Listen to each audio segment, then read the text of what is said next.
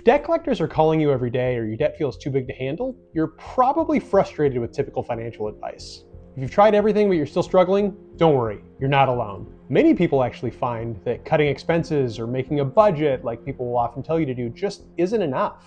That's why today, we're going beyond the basics. This video is all about finding the right debt relief solution for your situation. We'll look at options that will actually put you on the path to becoming debt-free. And if you're looking for more tips on how to become debt-free, remember to like this video and subscribe to our channel. My name is Ben, and I work for the nonprofit Upsolve. We help people get out of debt and take control of their financial futures. Now, I'm really excited about this video because the things that we're going to talk about have literally changed my life. More on that later in the video. So let's get started. Now, there are several different types of debt relief. Here's an overview of your options. First, you've got debt settlement. Debt settlement is when you or a company that you hire negotiate with a creditor or a debt collector for you to pay less than the total amount that you owe. Usually you do that in one lump sum. Debt settlement can work for certain credit cards, medical bills, or past due tax debts. When you use debt settlement to get out of debt, the cost and the timeline will vary based on the type of debt you have, the amount of debt you have, and who that debt is actually with. Now, debt settlement might actually cause your credit score to drop, depending upon how the settlement gets reported to the credit bureau. Okay, next up, we've got debt consolidation. Debt consolidation is when you combine all of your eligible debt into one lower interest loan that you usually then repay over 5 years or less. Another way to consolidate debt is to transfer all of your high interest credit cards to a lower interest credit card for an introductory period, which is often like 12 to 18 months.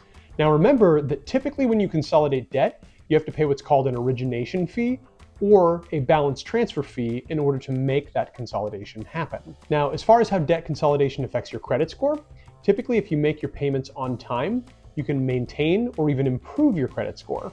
You can learn more about the pros and cons of debt consolidation in this video. Next up, we've got the debt management plan. In a debt management plan, all of your eligible debts get pulled into a 3 to 5 year payment plan, and then you make one monthly payment to pay down those debts.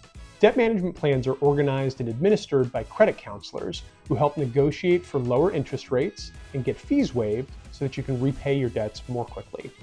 It's important to remember that a debt management plan can actually hurt your credit in the short term because you have to close most of your accounts in order to set up the debt management plan. However, you can usually start rebuilding your credit pretty quickly, especially after you get that debt paid off. You can learn more about the pros and cons of debt management plans in this video. Now, there are actually several different types of bankruptcy, but for this video, we're going to focus on Chapter 7 bankruptcy, which is the most common type of personal bankruptcy that people file. Chapter 7 is a legal process that erases all of your eligible debt. Debts that are eligible for Chapter 7 bankruptcy include credit cards, medical debt, personal loans, past due utility bills, and sometimes federal student loans. Now, if you have good credit when you file Chapter 7 bankruptcy, your credit is probably going to take a hit. But there are lots of ways that you can start rebuilding your credit right away. You can learn more about Chapter 7 bankruptcy by exploring the other videos on our YouTube channel or by visiting upsolve.org. Now, we've covered 4 different options for reducing your debt: debt settlement, debt consolidation, debt management plans, and Chapter 7 bankruptcy. So you're probably asking yourself, which of these options is right for me? Don't worry, I'm going to help you decide. Start by asking yourself this question: is it actually possible for me to pay off all of this debt without sacrificing things that I need to live or ruining my financial future? If the answer is yes, even if it might take a few years, a solid plan, and some external support to pay off your debt, then it might be a good idea to start exploring debt settlement, debt consolidation, or debt management plans. And a free session with a nonprofit credit counselor can be a great way to see if these tools are right for you. Check out the link in the description to find a trustworthy credit counselor near you. Now, if it is not actually possible for you to repay all of your debt without sacrificing the things that you need to live or ruining your financial future, then Chapter 7 bankruptcy might be the best option for you. It can be a hard truth to face, but some people can't afford to meet their basic needs and pay off their debt, no matter how hard they try. And that's not a personal failing or a shortcoming. Often it has to do with high credit card interest rates, or unexpected medical costs, or student loan payments, or stagnant wages, or life emergencies, or just a string of bad luck when you don't have enough money to cover it. And I should know, because I've been there. Remember earlier when I talked about how these strategies had actually changed my life? Well, a few years ago, I was drowning in debt after my small business failed. No matter how many side jobs I worked or budgets I made, I just could not afford my expenses and my debt, no matter what I tried. And it was horrible. But then thankfully, I found Chapter 7 bankruptcy. Bankruptcy was an absolute lifesaver. It erased my debt and helped me get back on my feet and take control of my future again. If you're struggling with debt, it can do the same for you. Asking yourself whether you can realistically ever repay your debt is a great way to start your debt relief journey.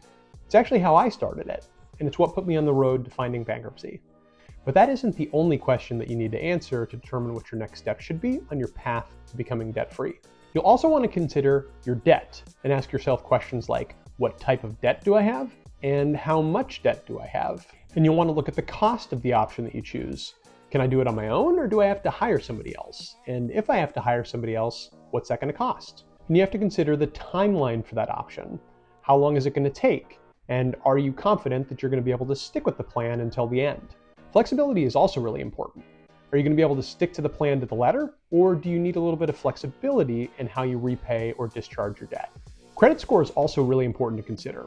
You need to ask yourself, how much does your credit score matter to you right now? And can you still reach your financial goals after the credit score impact of the debt relief option that you choose? You also need to consider any potential negative consequences that we haven't mentioned. Things like whether you might get sued or face wage garnishment if you don't pay off your debt quicker than the debt relief option that you choose would allow. Debt can be overwhelming. The good news is that answering these questions will help you make an informed decision about which debt relief option is right for you. And you can check out the other videos in this series to learn more and boost your confidence. You can also visit upsolve.org to learn how to handle your debt like a pro and see if our free tools can help you on your path to debt-free. Thanks so much for watching.